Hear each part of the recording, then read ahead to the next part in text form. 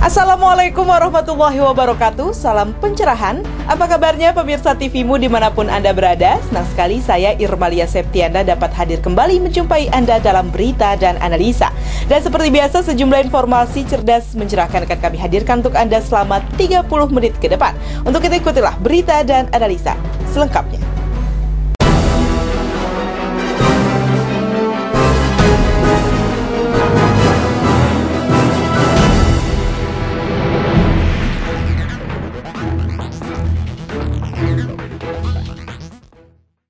Pemirsa, Dewan Perwakilan Daerah Republik Indonesia mengadakan diskusi pengkajian kompetisi para capres dan cawapres dan rangka menyambut pemilihan presiden mendatang. Diskusi ini dilakukan untuk melihat gambaran kinerja yang akan dilakukan oleh para tim sukses kedua capres terdaftar.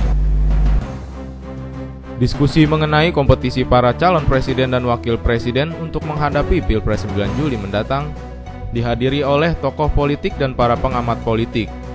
Di antaranya Ruhut Sitompul mewakili Partai Demokrat, Martin Huta Barat selaku tim sukses pasangan Prabowo-Hatta, serta Panji Anugrah Permana pengamat politik Universitas Indonesia dan Abraham anggota DPD RI. Namun sayangnya tim sukses Jokowi JK tidak hadir dalam diskusi tersebut sehingga diskusi berlangsung satu arah saja. Berdasarkan pernyataan Panji Anugrah Permana selaku pengamat politik, bahwa diskusi ini dapat memberikan masukan kepada tim sukses masing-masing capres-cawapres untuk lebih mempersiapkan dan memikirkan secara serius agenda perubahan yang mereka tawarkan sehingga kompetisi menjadi lebih sehat.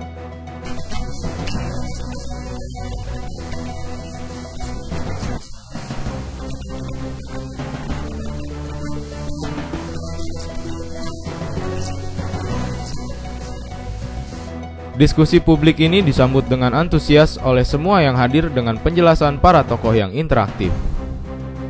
Arina Nurohmah, Eko Bayu Rianto memberitakan dari Jakarta. Para petinggi partai politik pengusung Jokowi JK berkumpul di kantor DPP Nasdem di Cikini, Jakarta Pusat. Perkumpulan tersebut dalam agenda menyusun strategi untuk pemenangan Jokowi JK pada Pilpres mendatang. Dalam rangka memenangkan pasangan Jokowi Yusuf Kala, 5 partai yang tergabung sebagai pengusung Jokowi JK berkumpul di DPP Nasdem di Cikini, Jakarta Pusat dalam acara Rakornas Tim Pemenangan Jokowi JK. Acara tersebut dihadiri para petinggi partai PDI Perjuangan, Nasdem, PKB, dan Hanura. Sekretaris Jenderal Partai Kebangkitan Bangsa Imam Nahrawi mengungkapkan bahwa PKB bersama lapisan masyarakat NU baik kiai dan santri siap mendukung Jokowi JK. Kami juga bersyukur dari malam Pak JK sampai di kantor DPP PKB, beberapa waktu lalu Pak Jokowi juga di DPP PKB, di Hovifah, di Bawah Muslimat, di Muda Fauzia, di Fatayat, dan seluruh pejuang-pejuang Nahdlatul Ulama, pesantren sudah siap berada di barisan kemenangan JKW. Sementara itu, Sekjen Partai Nasdem Patrisrio Kapela menegaskan bahwa tujuan digelarnya rapat tersebut adalah untuk menyusun strategi dan menyolidkan struktur partai di setiap lapisan dan daerah dalam memenangkan Jokowi JK. Arahan pada semua kader Nasdem yang ada dan nanti mereka pulang ke daerah itu langsung bisa bekerjasama dengan teman-teman partai pengusung juga di daerah. Selain fungsionaris partai, tokoh-tokoh senior juga tampak hadir dalam rapat tersebut. Di antaranya Ketua Umum PDI Perjuangan Megawati Soekarno Putri, Ketua Umum Nasdem Surya Paloh, dan Cawapres Yusuf Kala yang memberikan arahan serta tertutup dari awak media. Fatriadi memberitakan dari Jakarta. Pemirsa, mantan Kepala Badan Intelijen Negara atau BIN Jenderal Purnawirawan Hendro Priyono menghadiri rapat koordinasi pemenangan Jokowi Yusuf Kala. Kedatangannya tersebut merupakan sinyal kuat bahwa jenderal yang juga pakar intelijen tersebut merapat ke poros Jokowi Yusuf Kala. Di tengah rapat koordinasi tim pemenangan Jokowi JK dalam Pilpres 2014 di kantor DPP Nasdem Cikini, Jakarta Pusat, awak media yang meliput acara tersebut dikejutkan oleh kehadiran Jenderal Purnawirawan Hendro Priyono. Kehadiran Jenderal Purnawirawan, mantan Kepala Badan Intelijen Negara dan pakar intelijen tersebut cukup menarik perhatian. Hendro Priyono menuturkan bahwa kedatangannya merupakan undangan dan dirinya diminta bantuan. Menyebut saya enggak lah. Tapi sempat ada pembicaraan dengan Ibu Mega. Enggak. Saya cuma membantu orang yang saya anggap layak untuk memimpin negara kita dan bangsa kita dan rakyat kecil. Sementara itu, Ketua Umum Partai Nasdem Surya Paloh menuturkan, sebagai profesor intelijen pertama di Indonesia dan keahliannya di dalam dunia intelijen, Hendro Priyono sangat dibutuhkan untuk memenangkan Jokowi JK. Pak Hendro saya pikir karena memang pemikiran-pemikiran beliau ya, dan kita tahu beliau itu salah satu-satunya yang baru mendapatkan profesor doktor gelar dalam bidang intelijen. Saya pikir bagus juga ya. Persaingan politik demi merebut kursi orang nomor 1 di Indonesia kian memanas. Selain sudah bertebaran isu-isu negatif kampanye hitam, strategi memenangkan dengan menggunakan keahlian intelijen akan semakin menambah dinamika politik di Indonesia menjadi lebih panas. Fatriadi memberitakan dari Jakarta.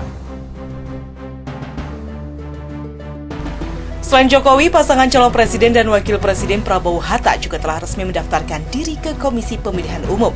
Dan pasangan capres ini dijadwalkan akan melakukan tes kesehatan pada Jumat besok. Kedatangan pasangan calon presiden dan wakil presiden Prabowo Hatta untuk mendaftarkan diri di KPU didampingi oleh sejumlah ketua dan staf partai pendukung pasangan ini. Keduanya disambut oleh ketua KPU dan jajarannya. Pasangan ini menyerahkan dokumen kepada KPU, kemudian melakukan preskon di hadapan para awak media. Dalam sambutannya, Prabowo menjelaskan proses perjalanan sebelum menuju KPU. Pasangan capres dan cawapres ini datang ke makam pahlawan, hal ini sebagai salah satu bentuk penghormatan untuk para pahlawan di Hari Kebangkitan Nasional. Tadi pagi, kami ziarah ke taman makam pahlawan Kalibata dalam rangka menghormati para pahlawan. Kebetulan hari ini adalah Hari Kebangkitan Nasional pada Republik Mei, hari yang baik. Kemudian kami hadir menandatangani dokumen-dokumen yang dibutuhkan untuk pendaftaran. Kemudian kami sembahyang di masjid tidak lapar bagi yang beragama Islam. Dan dari situ kami berjalan kaki dan mendaftarkan diri di Komisi Pemilihan Umum. Pasangan Capres dan Cawapres Prabowo Hatta mendaftarkan diri ke KPU di hari terakhir jadwal pendaftaran Capres dan Cawapres. Pada kesempatan ini, kantor KPU dijaga ketat oleh ratusan personel kepolisian untuk mengantisipasi kericuhan. Namun kericuhan tetap tak terhindarkan akibat banyaknya massa pendukung pasangan ini yang ikut ke kantor KPU. Arina Nurrohmah, Eko Bayurianto memberitakan dari Jakarta. Presiden Republik Indonesia Susilo Bambang Yudhoyono melalui Partai Demokrat menyampaikan keinginannya agar 14 program pro rakyat yang telah berjalan tetap dipertahankan oleh capres terpilih nanti. Akan lebih bagus lagi menurut SBY jika ke-14 program itu ditingkatkan. Meskipun bersikap netral, Partai Demokrat tetap memantau visi misi para kedua kandidat Capres dan Cawapres yang memiliki komitmen untuk tetap melanjutkan 14 program pro rakyat Presiden Susilo Bambang Yudhoyono. Ke-14 program ini menyangkut bantuan dan perlindungan sosial, bantuan langsung tunai, program keluarga harapan, beras untuk masyarakat miskin, bantuan operasional sekolah, dan jaminan kesehatan masyarakat. Edi Baskoro Yudhoyono menjelaskan partainya akan terus memantau visi misi kedua pasangan Capres dan Cawapres dan berharap program yang telah dilakukan Presiden terdahulu tetap dilakukan dan ditingkatkan. Partai Demokrat hari ini berharap agar program yang sudah baik dilakukan oleh Presiden SBY dalam 10 tahun belakangan ini dapat terus dilanjutkan seperti itu. Oleh karena itu kami menunggu bagaimana tanggapan dan juga program mereka. Kami telah sehingga kami bisa menyalurkan suara kami lebih eksplisit dan juga langsung menuju kepada seluruh kader Partai Demokrat. Partai Demokrat akan mempertimbangkan kandidat calon presiden yang mau meneruskan program tersebut dan menanti program dari dua calon presiden. Arina Nurrohmah, Eko Bayurianto memberitakan dari Jakarta. Ya pemirsa, tetap bersama kami di Berita dan Analisa, karena setelah ini kami akan hadirkan untuk Anda informasi seputar persiapan Tanwir kedua Muhammadiyah di Samarinda.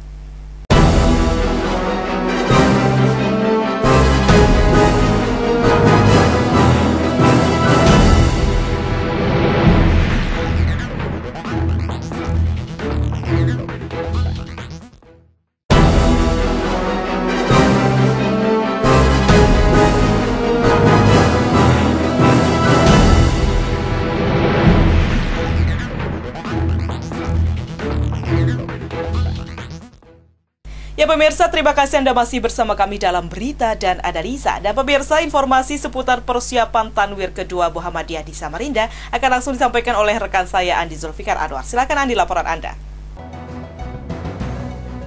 Ya, terima kasih rekan Irmalia Septiana dari Jakarta.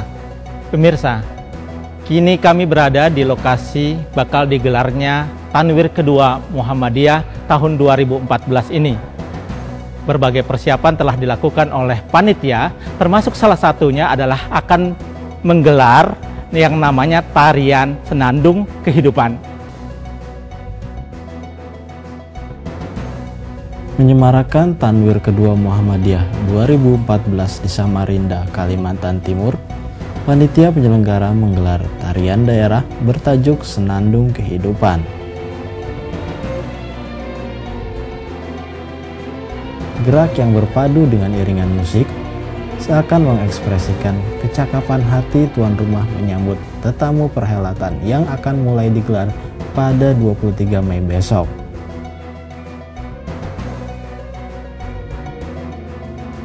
Tanwir kedua Muhammadiyah ini akan dihadiri sejumlah tamu, baik peserta maupun penggembira dari berbagai daerah di Indonesia. Rencananya 400 peserta Tanwir dari berbagai daerah akan berdatangan hari ini. Mereka bakal menempuh perjalanan dari kota Balikpapan ke kota Samarinda selama 3 jam. Inilah kota Samarinda. Ibu kota Kalimantan Timur ini menjadi tuan rumah perhelatan Tanwir kedua Muhammadiyah 2014. Kota Samarinda terletak lebih dari 100 km di sebelah utara Balikpapan.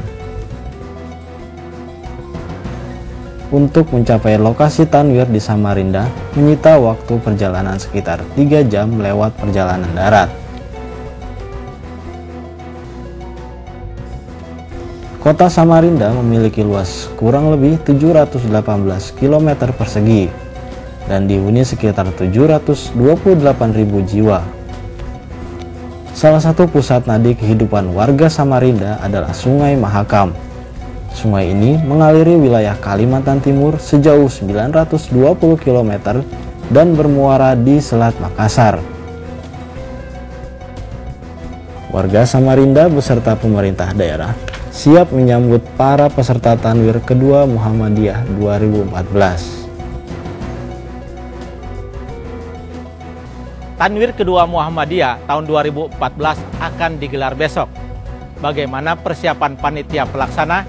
Berikut hasil laporan dari rekan Ehsan Marsha. Assalamualaikum warahmatullahi wabarakatuh, pemirsa TVmu dimanapun Anda berada. Sekarang saya sudah bersama Bapak Ahmad Sobian Herman selaku Ketua Penyelenggara Wilayah Tanwir Muhammadiyah yang diselenggarakan di kota Samarinda ini. Dan kita akan sedikit mewawancarai beliau terkait bagaimana persiapan dan apa saja yang telah disiapkan untuk para peserta maupun penyelenggara lainnya. Baiklah pemirsa, marilah langsung saja kita tanyakan kepada Bapak Sobian. Baik Bapak, terkait bagaimana kondisi dan akomodasi yang telah disediakan untuk peserta dan pelayanannya seperti apa? Ya, untuk akomodasi peserta kita sudah bekerjasama dengan Hotel Mesra Internasional. Kita sudah memplot untuk peserta Tanwir itu sebanyak 200 kamar. Kemudian untuk termasuk lengkap dengan termasuk konsumsi dan kopi breaknya. Selanjutnya berkaitan masalah keamanan, kita sudah melakukan kerjasama dengan Dinas Perhubungan, baik Dinas Perhubungan Provinsi maupun Dinas Perhubungan Kota. Kemudian juga kita sudah mendapatkan izin juga dari Kapolri tentang pelaksanaan Tanwir. Tanwir kedua Muhammadiyah di Samarinda melalui Kapolda maupun melibatkan Kapolresta Samarinda. Dan juga kita melibatkan, kita punya Kokam sebanyak 60 orang untuk mengantisipasi keamanan-keamanan yang ada di sekitar lokasi pelaksanaan Tanwir. Oke, terkait teknis penjemputan peserta dan mulai dari Bandara Sepinggan ke Samarinda bagaimana? Ya, teknis yang kita lakukan adalah kita membagi dua kepanitiaan. Panitiaan penjemputan tamu-tamu yang datang di Bandara Sepinggan itu sudah kita serahkan ke PDM sama PDM Balikpapan untuk menjemput tamu-tamu diberangkatkan sampai ke Samarinda. Kemudian untuk kembalinya dari Samarinda diserahkan ke panitiaan yang ada di Samarinda. Untuk penyelenggaraan kegiatan sendiri terfokus di mana Pak? Difokuskan di ballroom Mesra Hotel ini itu bagaimana Pak? Ya, untuk pelaksanaan pembukaan dan sidang pleno kita laksanakan di ballroom. Kemudian sidang-sidang komisi kita menggunakan beberapa gedung. Ada gedung, kita menggunakan sidang komisi juga memanfaatkan gedung ballroom. Kemudian yang kedua kita melaksanakan gedung Melati, dan gedung ketiga gedung Mancong, dan satu memanfaatkan Gunung Luwai untuk sidang komisi. Itu berada di lingkungan Hotel Mesra ini atau gimana? Berada di lingkungan Hotel Mesra semuanya. Sejauh ini ada kendala nggak terkait persiapan kegiatan ini? Ya, alhamdulillah yang namanya kegiatan itu mesti ada kendala-kendala, tapi kita sudah dapat menyikapi apa yang akan terjadi. Kemudian juga kita dalam rangkaian kegiatan Tanwir kedua Muhammadiyah ini kita juga melaksanakan beberapa rangkaian kegiatan. Pertama kemarin pada tanggal 15 Mei kita sudah melaksanakan pawai taruh. Kemudian pada kegiatan hari ini juga ada kegiatan dibukanya nanti kegiatan LSBO nanti jam 16, dan juga pada hari ini juga kita akan melakukan dimulainya bazar yang akan dibuka nanti jam 2 siang. Semuanya dalam rangka kegiatan Tanwir. Dan pada tanggal 24 juga kita mengadakan kegiatan semacam bedah buku atau seminar tentang masalah pendidikan. Nah, terkait penyediaan untuk fasilitas informasi atau pusat informasi bagaimana? Ya, kita sudah mempersiapkan ada 2 ruangan di belakang gedung ballroom kita. Pertama untuk media center, kemudian yang kedua untuk conference fest. Ya. Mungkin cukup saja Pak. Terima kasih Pak Sobian. Dan pemirsa, itulah tadi pemaparan dari Bapak Ahmad Sobian Herman terkait persiapan dan persiapan apa saja yang telah dipersiapkan untuk menyambut kegiatan Tanwir ini. Baik pemirsa, bersama saya Salmasa dan Andi Rahmawan memberitakan dari Samarinda, Kalimantan Timur.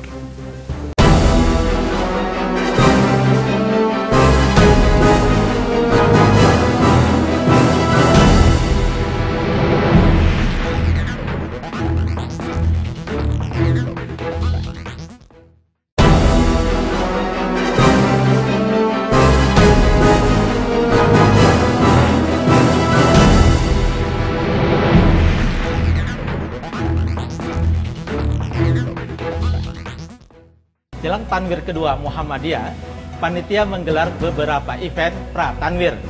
Berikut hasil liputan tim TVMU di Samarinda. Untuk menyambut Tanwir Muhammadiyah kedua tahun 2014 di Samarinda, panitia penyelenggara mengadakan kegiatan pameran bazar amal dan usaha serta kesenian. Acara tersebut merupakan bentuk sosialisasi dan apresiasi untuk masyarakat Samarinda. Tampak hadir Ketua Pimpinan Wilayah Muhammadiyah Provinsi Kalimantan Timur, Suyatman, dan pimpinan daerah Muhammadiyah Samarinda Suwoko, serta perwakilan dari Wali Kota Samarinda M. Saleh. Menurut Suyatman, tujuan diadakannya bazar ini adalah untuk menggerakkan perekonomian di Kota Samarinda, khususnya kepada para mitra usaha organisasi Muhammadiyah. Dengan adanya kegiatan ini, diharapkan masyarakat bisa mendukung untuk mensukseskan Tanwir Muhammadiyah tahun ini, sehingga syiar dakwah Muhammadiyah di Kota Samarinda bisa lebih berkembang lagi. Kegiatan yang sebentar lagi insya Allah mau dibuka Bapak Wali Kota Samarinda ini adalah berupa pentas kesenian dan pameran atau bazar. Dengan pameran ini dimaksudkan untuk ikut menggerakkan perekonomian di Kota Samarinda ini, khususnya para mitra usaha organisasi Muhammadiyah yang ada di Samarinda ini. Acara yang bertajuk Semarak Tanwir Muhammadiyah tersebut tidak hanya diisi oleh amal usaha Muhammadiyah saja, tetapi prioritas tetap diperuntukkan bagi masyarakat umum. Hal itu dijelaskan oleh Suwoko yang mengatakan setidaknya ada 50 stand bazar disediakan dalam acara ini, mulai dari sektor keuangan, pendidikan, hingga pelaku usaha UKM. Acara ini dimaksudkan dalam rangka pemberdayaan ekonomi umat secara umum, ekonomi Muhammadiyah serta warganya secara khusus. Ada kurang lebih 50 stand yang kita sediakan. Mudah-mudahan 50 stand tersebut bisa memberikan pengaruh positif lah kepada masyarakat Samarinda. Rencananya, selain ada bazar dan kesenian, panitia juga akan mengadakan pemutaran film seperti Laskar Pelangi, Sang Pencerah, dan Sepatu Dahlan. Safri Esa, Mas Agung Rahmantio memberitakan dari Samarinda.